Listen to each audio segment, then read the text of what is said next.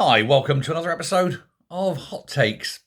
Back in the front room now. It got really miserable out there today, and the rain was banging down, and I couldn't hear it. So I decided, for the purposes of sound, it'd be easier in here. Although I do actually prefer recording out there, but well, never mind.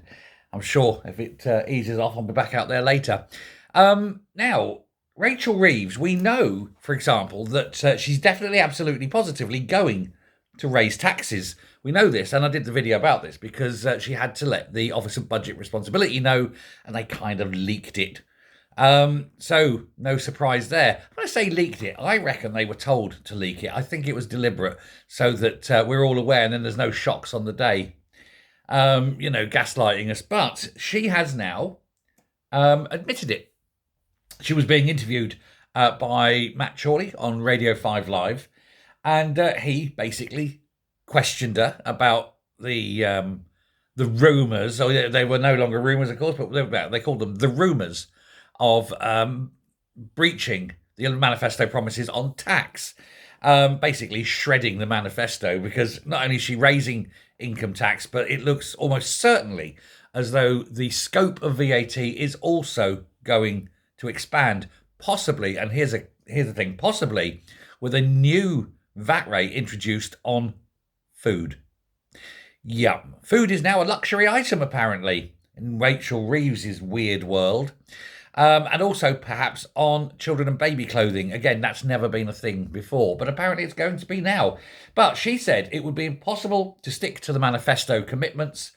It would be possible, but it would require things like deep cuts in spending and borrowing.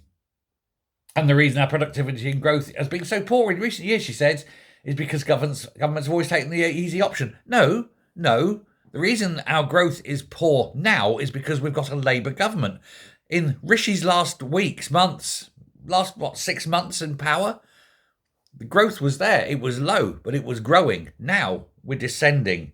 And that's entirely 100% due to Reeves and her inability to be a chancellor. Chancer, more like, lying on your CV and hoping to get away with it. Dear God help us. She's also made noise about scrapping the two-child benefit cap, but unfortunately she can't afford it.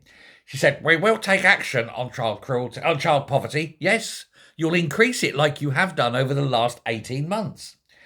And then she went on banging about how the last Labour government proudly reduced child poverty. This is a work of fiction, because they absolutely, positively did not. By the end of the last Labour government, there were more children in poverty than there were at the start of it. So again, Rachel, you're either a liar or an idiot, or what most people think, both. And of course, she keeps going on about, we will never break our manifesto promises, but it's impossible not to. Yes, because you've fucked up so badly.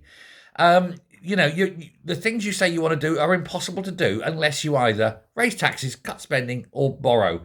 You can't borrow. The credit card is maxed out. You won't cut because the backbenchers won't allow it. So that leaves taxes. So you're breaching your manifesto promise.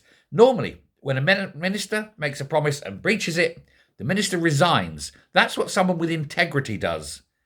But this is Rachel Reeves. She can't even spell integrity. Let me know what you think. Thanks a lot. Bye.